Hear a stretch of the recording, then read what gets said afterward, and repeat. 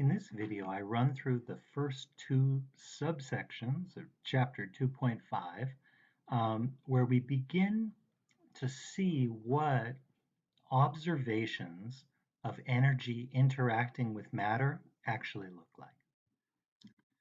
I'll begin with this slide, kind of figure 2.5, the last figure in chapter 2.4. Of black body spectral radiant excitance. So this is the energy that's radiated out from a surface and how the excitance at different wavelengths varies based on the body's temperature.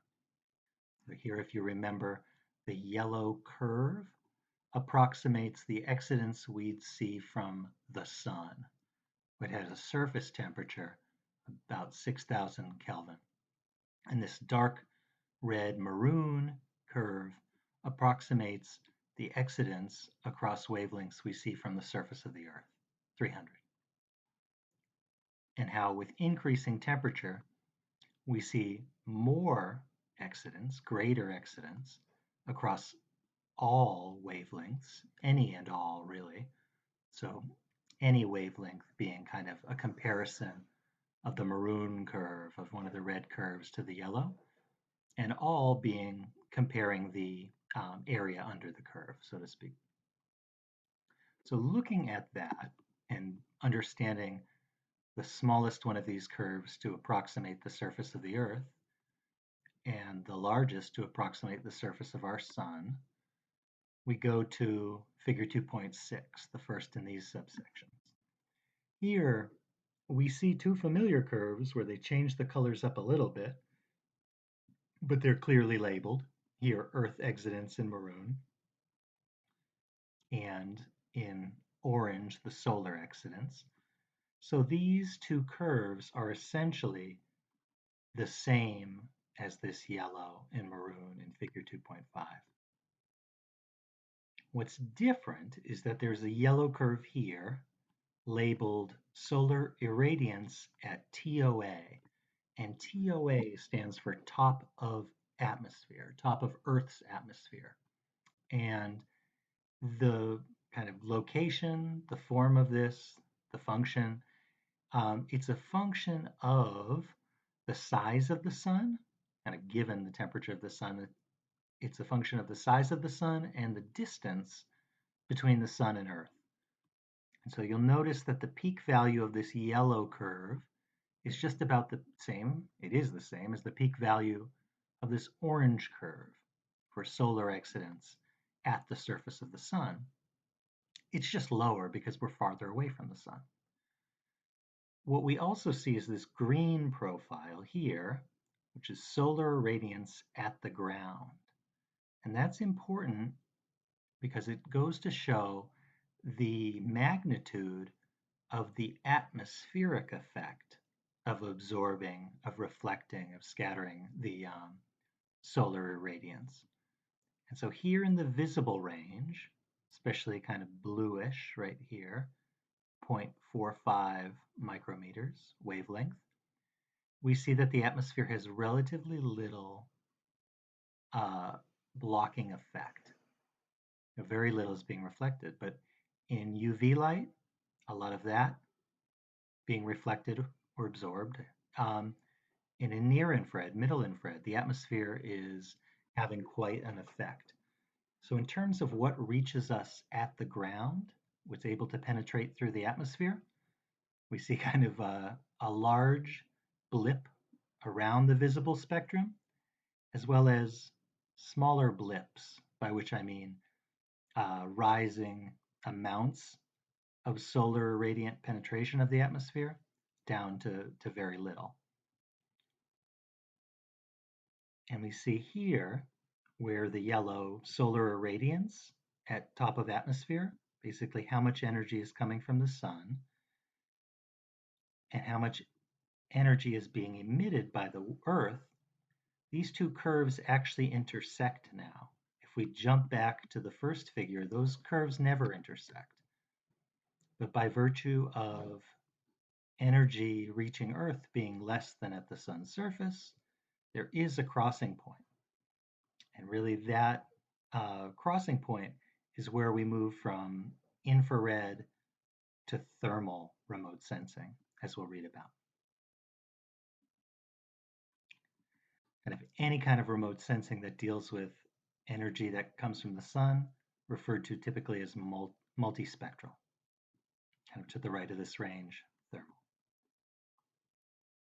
Figure 2.7 just kind of clearly illustrates the ways in which energy can interact with matter, in this case a leaf.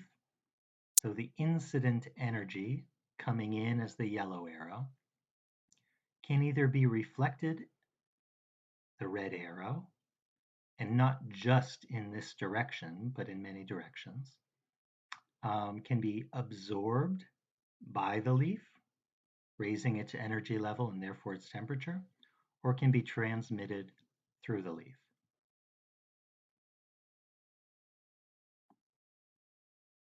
Figure 2.8 really shows the kind of idealized observations that multispectral, really, but also thermal, remote sensing instruments are making. And these are called spectral reflectance signatures or just spectral signatures. And the signature, the kind of the hallmark, the characteristic behavior of different materials. So in this figure, we see different color-coded signatures for water, vegetation. This is kind of green, photosynthetically active vegetation.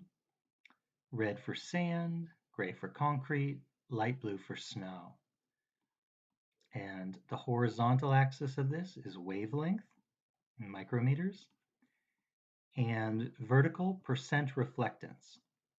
So this is a measure, reflectance, that doesn't have a unit. It's actually radiance reflected divided by radiance incident. So you can think of this as energy out over energy in. And specifically the energy that is reflected. So it's not, I guess you can think of transmitted energy as energy out too, but it's not it's not in the direction that the sensor would be able to observe it. And so these reflectance values would range from 0 to 100. You may not see 100 as the max value. Here, snow, which is very bright in our visible spectrum, reflects about 75, 80% of incoming solar radiation. Something like vegetation and water, a relatively low percentage, higher for sand and concrete. And if you go to the beach, you wear sunglasses. But it's here we see kind of characteristic behavior that defines well-known materials. And if we could make reference to these signatures and had clear views of these materials, life might be easy, but there are a lot of complications here. So we're going to focus in on the signature for green vegetation because it's a well-known one. It's one that highlights, I guess, a lot of useful aspects of data processing. And it's one that changes at timescales that are useful for scientific investigations, and that also necessitate frequent monitoring or frequent ongoing observations, which also is known as monitoring. So here we just kind of pull out the green spectral signature of vegetation. So again, here the vertical axis is reflectance of how much sunlight there is in different wavelengths, how much is reflected back by the leaves and their components and observed at the sensor. Horizontal axis is the wavelength of energy. And so this is the kind of the visible range between about 0.4 and 0.7 micrometers. We see a relatively low amount of blue light being reflected, a little bit higher green, low red, And then a lot of the incoming near infrared energy is reflected back. And that kind of steep rise, a region called the red edge, allows us to identify vegetation pretty confidently just based on the contrast between extremely low red reflectance and relatively high infrared, especially near infrared. And as we get into short wave infrared, we see some of those energies being absorbed, kind of water absorption bands, but also a second peak plateau. And this figure, figure 2.11, is good in another way in that it shows you on the spectrum the ranges of reflectance that are connected to certain components or characteristics of the vegetation. So here, leaf pigments influencing the visual light. So this is most of the energy that's coming from the sun.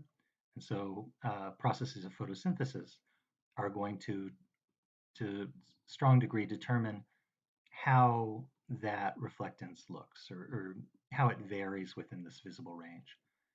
The cell structure of leaves contributes to the high near infrared reflectance or explains it. And water content of leaves is most noticeable in changes in the shortwave infrared.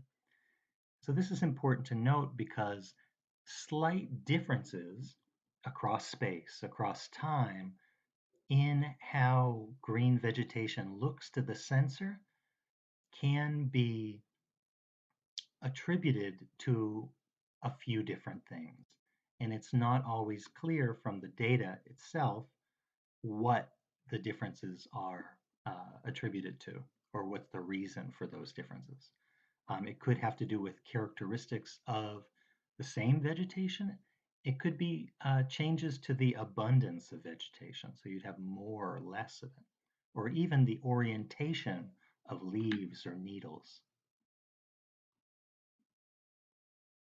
If we take that same figure, 2.11, a spectral signature, we can relate what it's showing us to spectral profiles that come from the lab exercise, the exploration of the data from around Boulder, Colorado. And in that exercise, that walkthrough, you generate spectral profiles.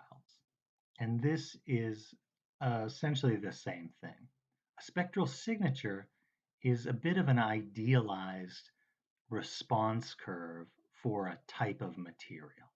Not all vegetation is going to have a spectral signature that looks exactly like this.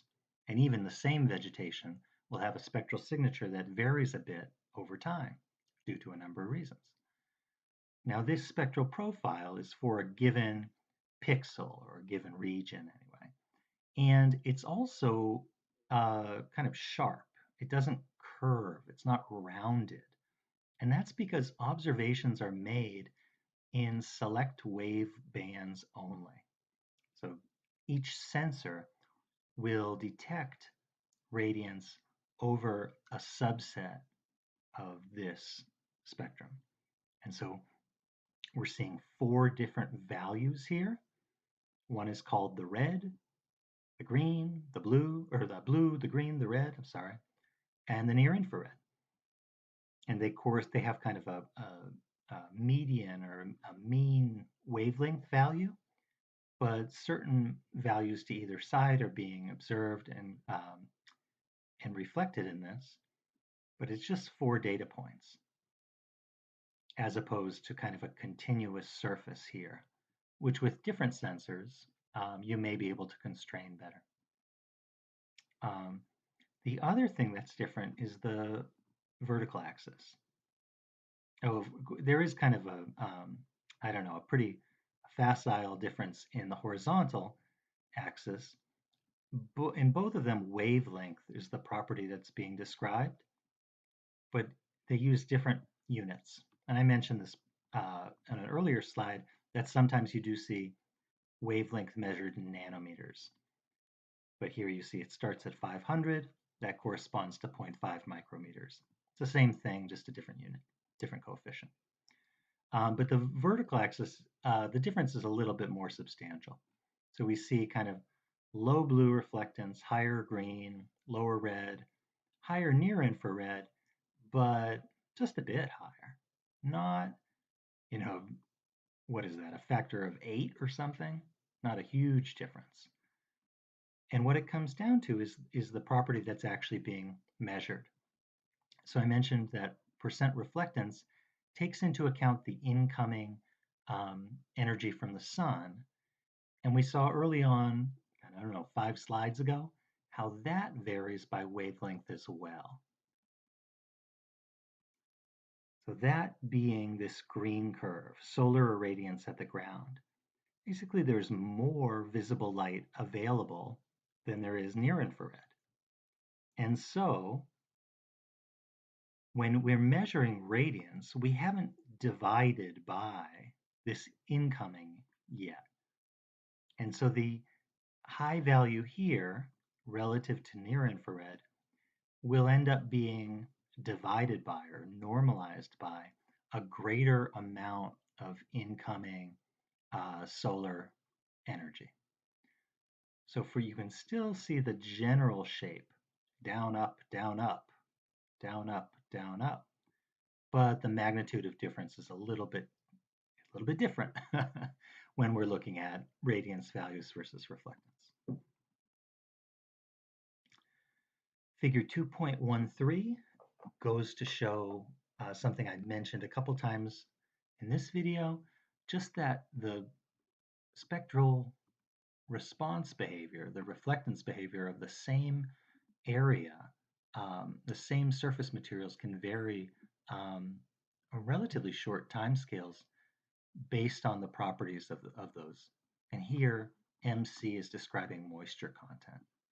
So with less moisture, we'd see lower reflectance of active kind of green vegetation, maybe a little yellowed out, dried out vegetation in the near infrared, and a lot more in this shortwave infrared. A little bit different in the visible. It's kind of a little bit less reflective in green. So that's one way. That's one way that the same materials can reflect light differently, but figure 2.9 highlights a few more. So these can be differences in the way that the sensor is observing what you might think of as very similar materials and describing them differently can come down to factors like atmospheric components, land cover variations. So I guess that's real difference in the materials. Soil and geologic substrate. So this being kind of a nod to the fact that sensors don't necessarily observe cleanly. They'll see what's there, and it's usually going to be a mix of different things. So if you're interested in the tree, you can get a read on the tree, but you also might see the soil, the substrate between tree crowns. Can change on the basis of solar illumination conditions. So these change during the day, throughout the year, at different latitudes. Can change according to terrain or slope or the aspect, kind of the direction, the orientation of surface. So some of these properties are fairly constant through time, at least on human time scales. So here I'm thinking about the geology, the landform. Um, you might be studying a region where they've changed, and you might be studying that region because they've changed. So if you're interested in natural disasters, say, you might be interested in landslides, changes to the terrain. But typically, we try to isolate the factors that are going to change seasonally, um, year to year, from those that aren't expected to change over, like I say, human relevant timescales.